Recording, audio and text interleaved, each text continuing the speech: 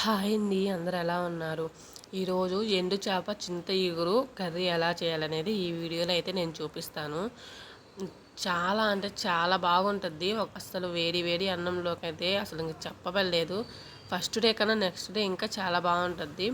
దానికి కావాల్సినవి ఏమంటే ఎండు చేపలు, చిన్నవి ఎండు చేపలు అయితే తీసుకోవాలి. నెక్స్ట్ మొటిక్కాయలు అండ్ పసుపు, ఒక ఆనియను, కారం, చింతాకు, ఎండు చింతాకు, ఎండబెట్టిన చింతాకు పౌడరు మిక్సీకి వేసుకొని ఆ పౌడర్ అయితే వేసుకొని ఇంక వాటర్ వేసి కలుపుకోవాలి. మామిడికాయ ఉంటే మామిడికాయ కూడా వేసుకోవచ్చు. ఇక్కడ నాకు మామిడికాయ లేదు కాబట్టి వేసుకోలేదు.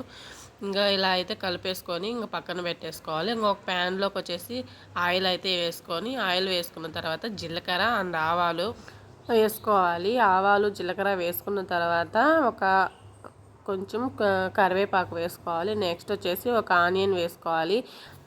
ఆనియన్ గోల్డెన్ బ్రౌన్ కలర్ వచ్చే వరకు వేయించుకోవాలి. గోల్డెన్ బ్రౌన్ కలర్ వచ్చిన తర్వాత 2 టమోటాలు అయితే తీసుకున్నాను. 2 టమోటాలు అయితే వేసుకొని ఇంకా అవి లో ఫ్లేమ్లో పెట్టుకున్నామంటే 5 మినిట్స్ మంచిగా మగ్గిపోద్ది.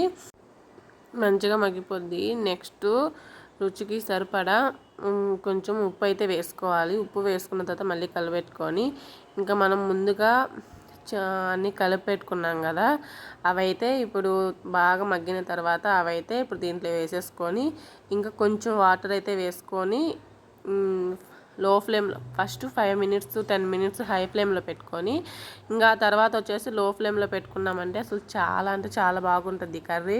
ఎండు చేప ఎగరేసిన కర్రీ ఇది చాలా అంటే చాలా బాగుంటుంది. మేమైతే ఎండు చేప ఎగరేసాము అని అయితే అంటాము. మీరేమని పిలుస్తారో కామెంట్ చేయండి. అలాగే అలా చూసి వెళ్ళకుండా కొంచెం షేర్ చేసి సబ్స్క్రైబ్ చేసుకోండి.